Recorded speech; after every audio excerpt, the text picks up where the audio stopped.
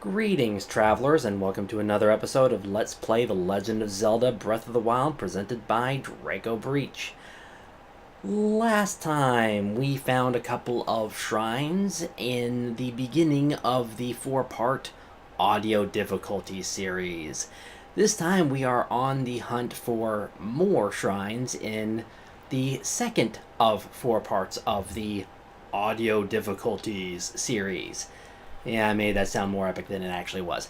I explained the problems in the last episode, and, well, it hasn't changed. To be very precise, I don't think I actually brought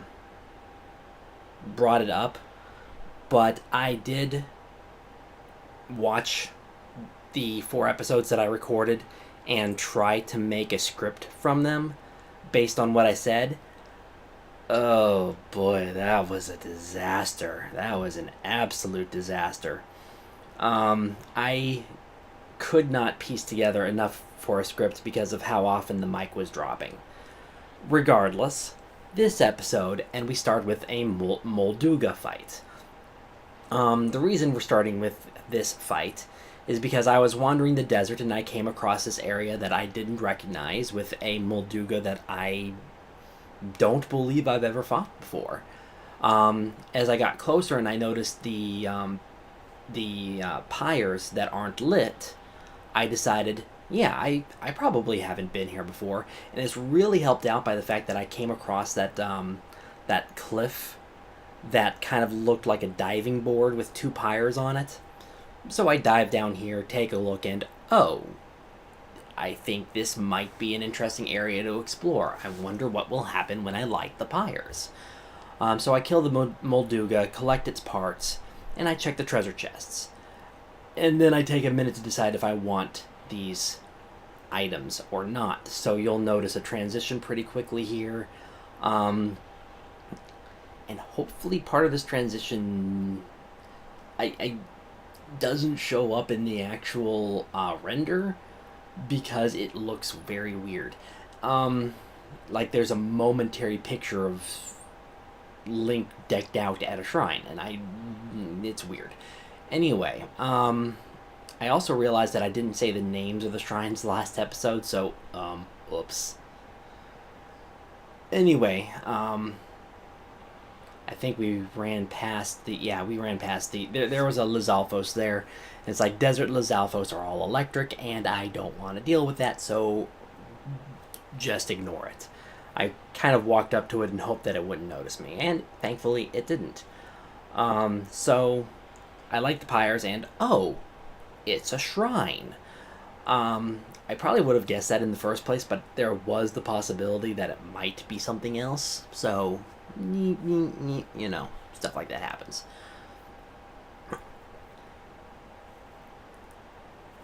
And we walk up to it, and it is the Thokeu Shrine. And here I'm showing basically what my idea was to wander around the desert, see if I found anything. I had lots of pins set down to help facilitate wandering the desert, and I deleted the last one. So I walk up here, activate the shrine, and I'm like, wait a minute, as the cutscene plays out, maybe I do want those items in the treasure chest, because this Flamberge, great fire blade is... has lost a lot of durability, so yeah, maybe I'll drop that. So I get the Royal Claymore here, which has enhanced durability, I believe. It's a little hard for me to read in my editing software. And then I decide to compare the Tri-Lizal Boomerang to the Royal Broadsword. They have the same attack strength, but I decide, ultimately, that I'd rather have the Royal Broadsword because I believe the Royal equipment, from what I've used, have much higher durability than the Lizal boomerangs. So we head down this shrine to find out what it is. And we have a... Takes a second here. Blessing Shrine. So I was like, okay, so I beat a molduga, lit some pyres. I guess it's worthy of a blessing. By entering this place, you've already proven your worth. Thank you, Thokeu. Get this item. It is a golden bow with enhanced attack, I believe. I quickly look and I think I have 2 golden bows. One with enhanced durability, one with enhanced attack. I'm mainly keeping those because they have zoom properties for certain Korok seeds. So, you know.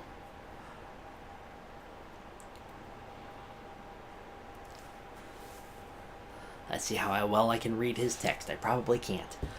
You have done well to arrive at this shrine.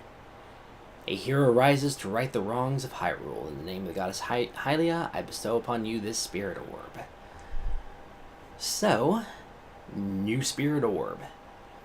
And this is where things get a little interesting because I was planning on searching more areas, but I ran across that molduga, lit the pyres, and I kind of stopped exploring. So yay. So after we get outside of the shrine, I am going to discuss... My plan was to discuss what I was going to do next. I kind of already know what I did next, but beside the point. So I bring up my map here and kind of discuss that I've kind of been all over the desert and didn't really see anything that stood out. I'm thinking there might be some stuff up here, but I'm more... I'm thinking maybe the Gerudo Highlands as well. But I'm thinking more in the central area and the Faron and Lanayru provinces. But ultimately, I decided to go to central because intuition is telling me that there are shrines here.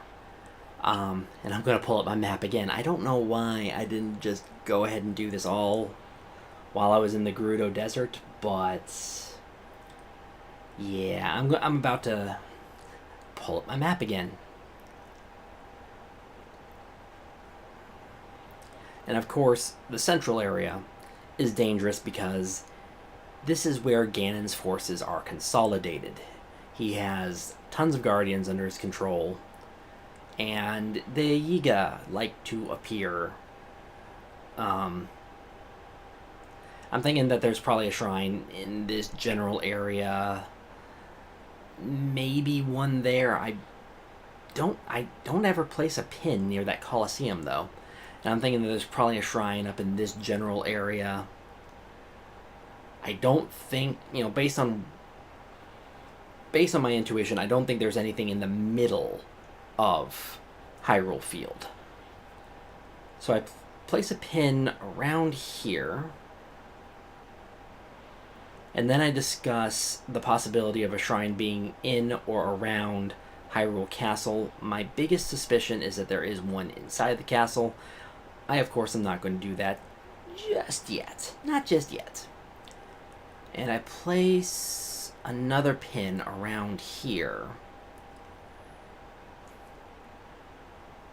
I'm just deciding exactly where I think a shrine might be. I end up putting it there.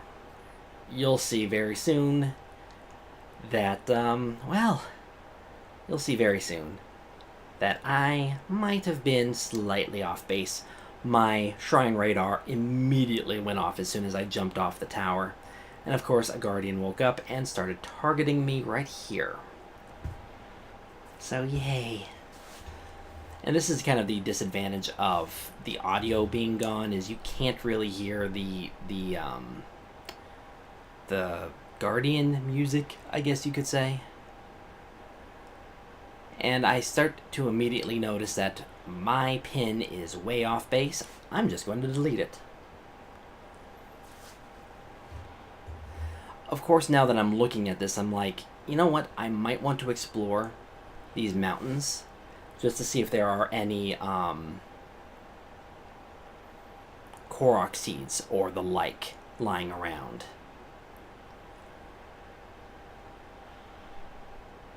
Might do that and then insert it into a video.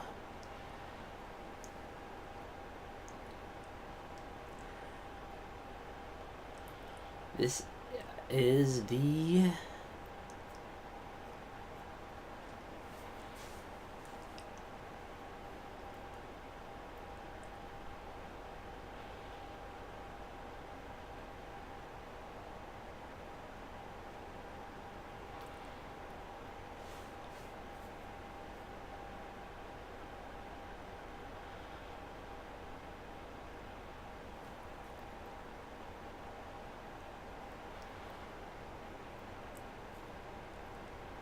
I am Kam Yatak, I think is what that says.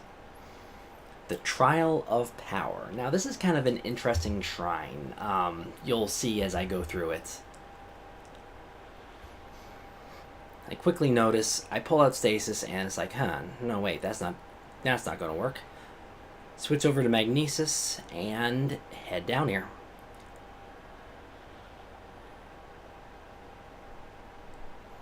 I don't remember why I stopped there, unfortunately.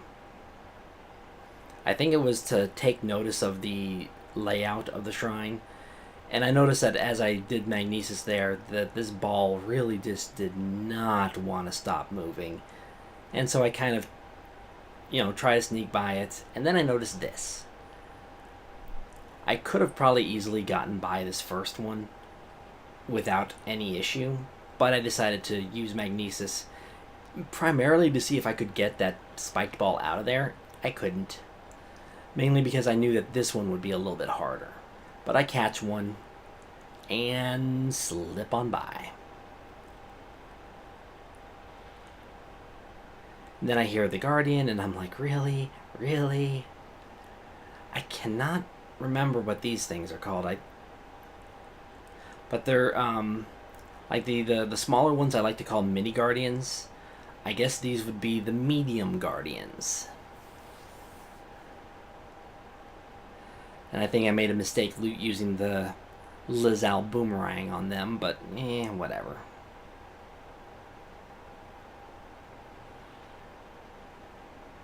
Especially since, oh look, it just broke. And then as the platform is burning, I decided to run over to the treasure chest. As the boulder is rolling down, I don't know why I decided to do that as the boulder was rolling down, but I did. And I got the Edge of Duality here, which is actually kind of nice. I'm seriously considering getting rid of that Forest Dweller sword. It's not very powerful, and it's made of wood. I can't imagine it having much durability. I kind of carefully round this corner thinking that there's probably going to be more Guardians. And then I get this. I decide to leave the Royal Broadsword here because I like it, and I can always come back to shrines that do not have the treasure chest icon next to it. And I carefully round this corner. Guardians. Oh, wait. One decided to come exploring too. Oh, boy. I think it's about this point that I decide that my armor is not quite adequate. Because I've been running around with the Garuda Vo armor, which doesn't have as much defense as what I'm about to switch to. Yeah, what I'm about to switch to right here. I'm like, you know what? Let's go with more defense. Just in case there's more Guardians here. And I just run across this. Shouldn't have done that. I don't know why I thought I could. But I immediately just like, you know what, fine, stasis. Turn around, reserve some of my stasis by doing that. Now I'm wondering if maybe I could have thrown the barrel across to have it count as a counterweight. But yeah, never did that. So there's an apparatus over here. This is going to be interesting. This takes a few tries, and I think you know why. It's kind of interesting trying to aim sometimes. Although this one, the boulder loses a lot of its momentum when it crushes a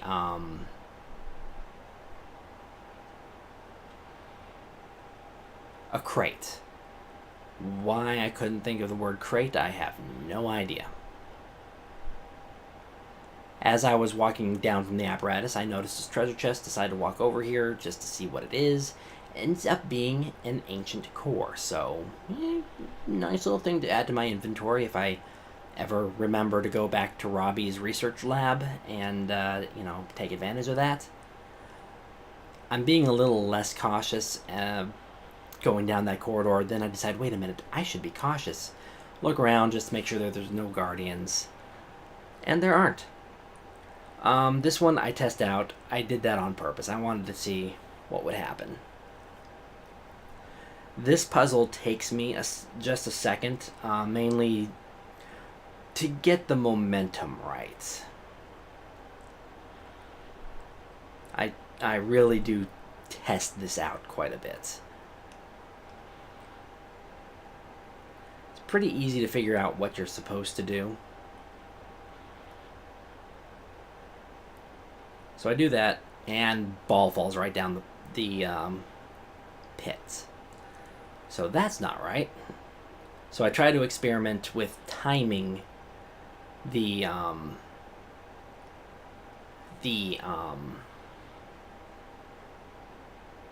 I want to say fulcrum, timing the shift in the fulcrum,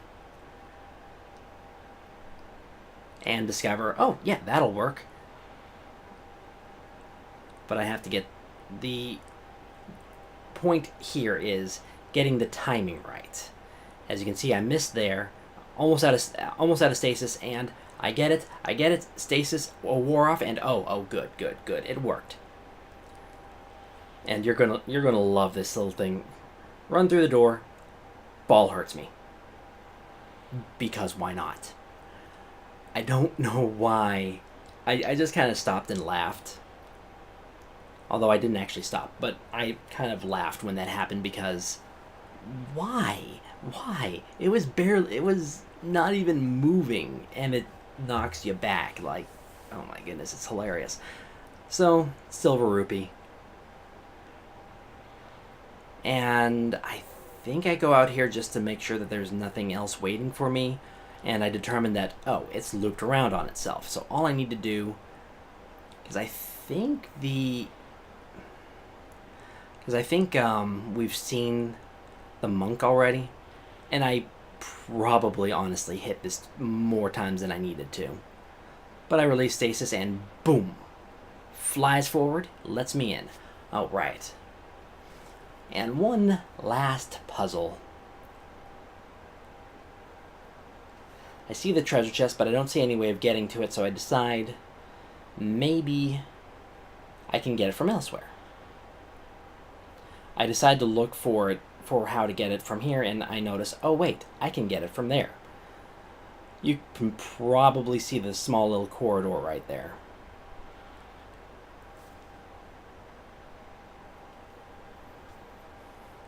Pick it up, it's a diamond.